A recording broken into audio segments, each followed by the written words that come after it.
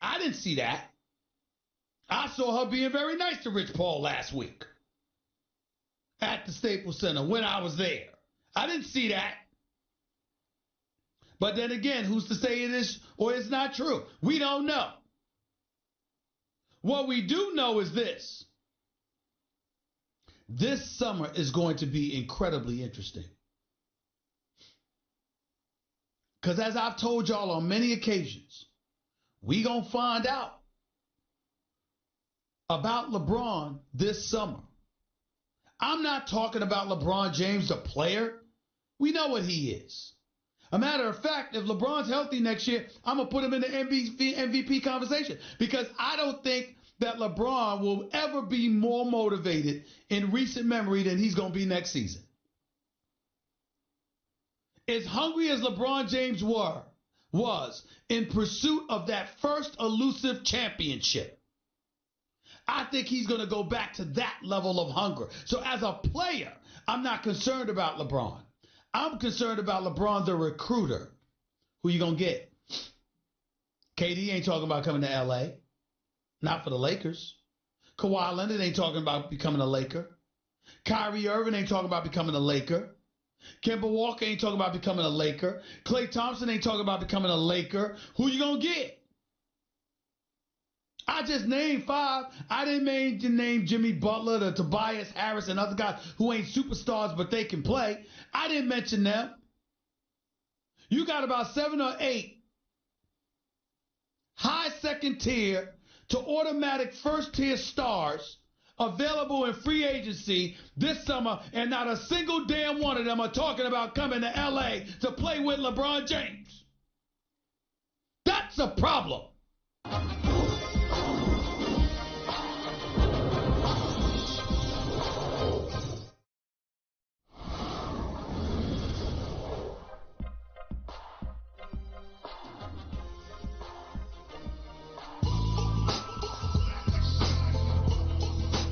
The Stephen A. Smith Show on ESPN Radio is presented by Progressive Insurance. Guests on the Stephen A. Smith Show appear via the Shell Pennzoil Performance Line, and you can always get in touch with the show through the 1-800-Flowers Twitter feed. The Stephen A. Smith Show is being brought to you by Wendy's, proud sponsor of the 2019 John R. Wooden Player of the Year. Plus, get triple action protection for optimal engine performance with Shell V-Power Nitro, plus premium gasoline. Always my honor and privilege to have my buddy on the line. He is the former coach of Virginia Tech. He is a basketball analyst extraordinaire, particularly on college basketball for ESPN. The one and only Seth Greenberg is on the line with yours truly. What's going on, man? How you doing? Hey, I rearranged my total schedule just so I could hang out with you. That's what I'm doing. That's love right there. I deliver. That's love right there, Coach. That's love right there. No question about it. Now, I didn't have love for your comments about LeBron James now. You know that, right? You look angry. Hey, I'm never angry at you. I got the face. I'm never angry at you. I'm never angry at you. I just disagree. But the hell with LeBron right now, because I want to get into March Madness, my favorite time of the year, okay? Let's get right to it. Is Duke worth being the number 1 overall seed in this entire tournament? Yeah, they are, because the only time they've been healthy, the time they've been healthy is lost one game Gonzaga. That was early in the season, 3rd game in 3 days with 4 freshmen starting. What they did in the ACC tournament, and look, they got by North Carolina, but yes, what they did in the ACC tournament and how they did it, the energy this dude brings. Like, everyone gets so caught up in the explosive second jumps and the 360s and the freakish, breakaway dunks and the blocks. You know what I get caught up in as a coach? There's a very few guys that make everyone else better, that make the game easier for everyone else. But more importantly, there's even fewer guys that raise everyone's energy. That's such an energy giver that all of a sudden the enthusiasm, the focus, the intensity, and that's what Zion Williamson does.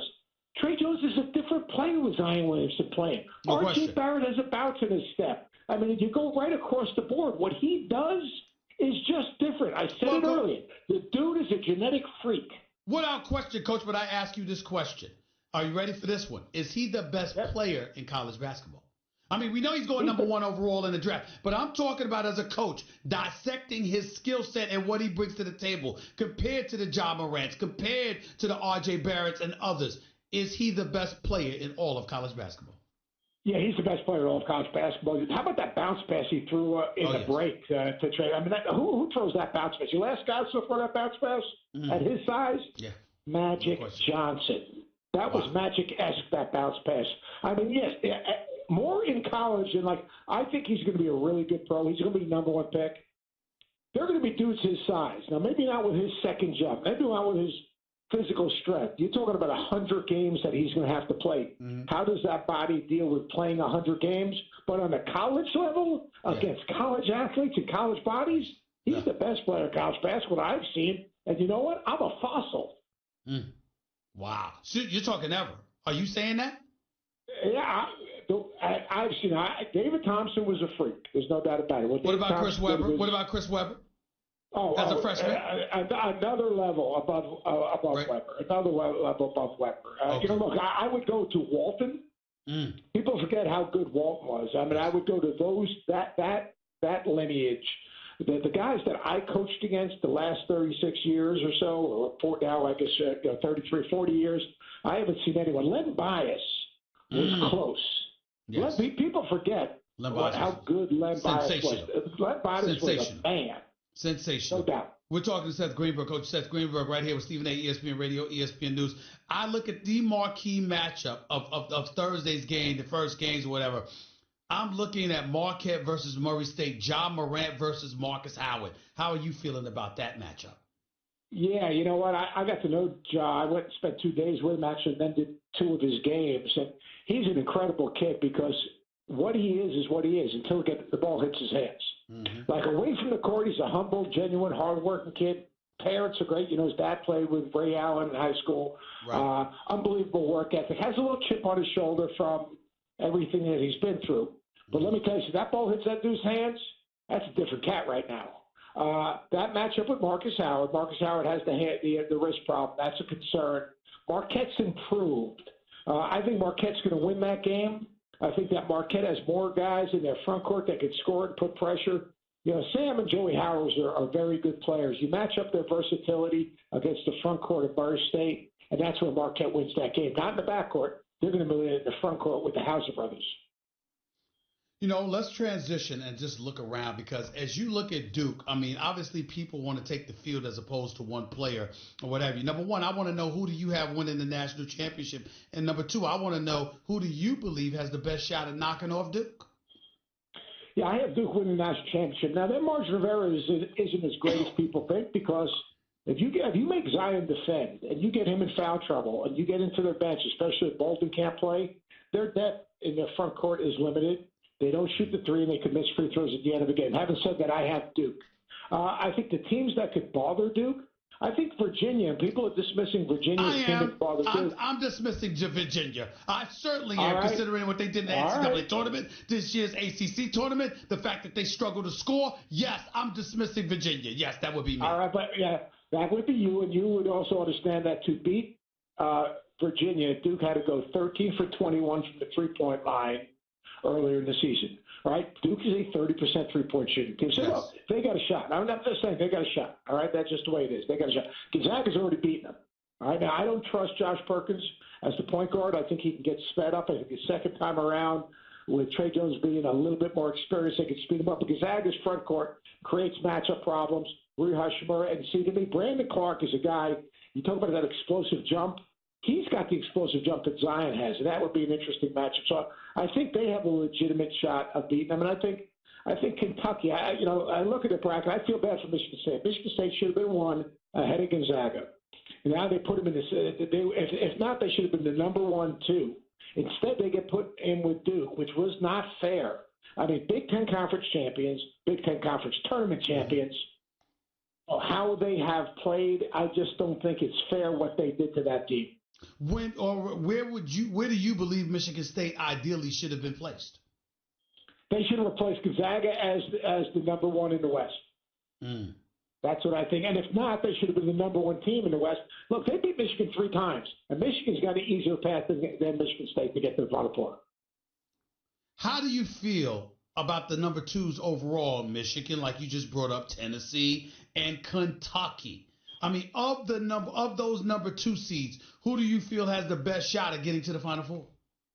I think it's going to be Kentucky. I think Kentucky, they were up 8 points against Tennessee the other night. They had a lazy closeout by Nick Richards in the corner that gave up the I Grant watched that Williams whole three. game, Coach. I got to tell you, I like Tennessee a lot. I like this kid Williams. He's a man amongst boys. I don't know what kind of pro he'll be, but on a collegiate level, he was a pro. They hit some big shots, and Kentucky couldn't shoot. That was my issue with Kentucky, Coach. Yeah, Tyler Hero is their shot maker, but PJ Washington gives an inside-outside threat. Keldon Johnson can shoot. He didn't shoot. I just think that Kentucky's developed some depth. When Reed Travis went out, now he's back. Now all of a sudden, E.J. Montgomery's more confident. Nick Richards is more confident. Ashton Hagens with Quade Green leaving. John handed him the ball. He handed Hagens the ball, and he's gained more confidence. John is great at creating causes. You know that as well as I do. Mm-hmm. In talking with him last night away from the cameras, because the camera thing was hilarious yesterday with the All-Star uniforms behind him. I'm sure Ellen lets those All-Star uniforms, framed up, sit in the living room. Okay, Cal, sure. Right. I mean, that was the fun. Then he talked about being in Alaska or something, but that was ridiculous. Mm-hmm. I think I've been around him a lot. He and I are very close. He really believes in this team. And he doesn't do that. I mean, he always believes in his team. He always empowers his players. But he really, truly has a connection with this team, and he's backed off them a little bit. And he's given a little bit more ownership and a little bit more freedom. And I expect him to come out and play at a really high level. Seth Greenberg right here with Stephen A., ESPN Radio, ESPN News. How come you didn't pick North Carolina? What's your problem with them? I have Kentucky beating them. They beat them already one time. Kentucky does a very good job of defensive transition. I like the Luke May matchup with P.J. Washington. And I think Ashton Hagens defensively can keep Kobe White in front, which that's so important. Mm-hmm. So as I went back and I actually watched that game, Kentucky was dominant in that game. And I get a kick out of people say, Carolina was a different team. Well, the game before they played Kentucky, they beat Gonzaga. So they were pretty good that night. So why all of a sudden, Carolina then played Kentucky the next night, and they weren't as good. So Carolina, I have them in my lead 8. Now I'm going to give you a couple teams you need to watch, though. Go ahead, please. Right? That was my next question. Don't buy all the Wofford stuff. They're very good, but look who they lost to. Everyone who was any good, they lost to. Oklahoma, Kansas, Carolina, everyone that you would say, and they lost by significant numbers. I like Seton Hall in that game. I think Seton Hall's got a hardness. Miles Powell, yep. Miles Cale. I think Kevin Willard's one of the most underrated coaches in the country. I'm not buying Buffalo. And I know they beat Arizona last year, and I love Perkins, and I love Massenberg, and I love how fast they play. They're going to play Arizona State in the second round. Conspiracy. Bobby Hurley against his former assistant coach, Buffalo, his former team. But it's like looking in the mirror. Like, the faster the game gets, the less you have to think, the better off Arizona State is.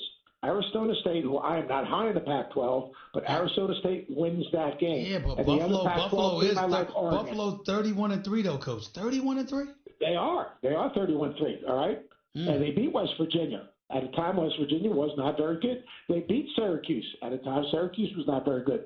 They also lost games in the MAC, and the MAC's a good conference. But I'll tell you one thing: the athletes at Arizona State match up well. Alan Cheatham and those guys. They match up well. Remy Martin, Lugan-Stewart. Wait till you see Lugan-Stewart. If you haven't seen that dude play, he's like an Alabama running back. He's like an Alabama running back playing basketball. And he plays for who? Arizona State. I'm telling you, you will love that dude. I'm going to check him out. Coach, before I let you get on out of here, I got to ask you about Houston. 31-3. They were making a lot of noise on the national scene this year. What are we to think about this team? They're number 3 seed in the Midwest. Yeah, unfortunately, they're going to have to play Kentucky, and that's going to be a problem to go to the Sweet 16. They're very good. Their guard play is terrific. They rebound and defend. Armani Brooks can make shots. I think he's about 45 from the 3. Corey Davis can create separation. Gayla Robinson can run the show. Mm-hmm. Kelvin Sampson's done a great job with this team. On a neutral court, they're not beating Kentucky. Wow. Coach, always appreciate you. You know I'll be talking to you throughout the tournament, man. Thank you so much. You got it. And keep up the Anytime. great work. I rearrange my schedule for Stephen A. You know I appreciate that, man. You know I appreciate You're my that. guy. Thanks You're a lot, my guy. buddy. You're my guy, All too. right. I appreciate all of you guys. I love you, Jay Williams, Jay Billis, the whole crew. Of course, Reese You're the Davis. Best. Thank you so much, Coach. Appreciate you, man. Bye. 888-SAY-ESPN. That's 888-729-3776. Back to your calls in more in a minute. You're listening live. Don't touch that dial. It's the Stephen A. Smith Show, ESPN Radio, ESPN News. By the way, you know what never goes out of style? Surprising a friend or loved one with a buy one, get one free multicolored rose bouquets for $29.99 from 1-800-Flowers.com. To order, go to 1-800-Flowers.com/ESPN. Back with your calls in a minute. Your radio.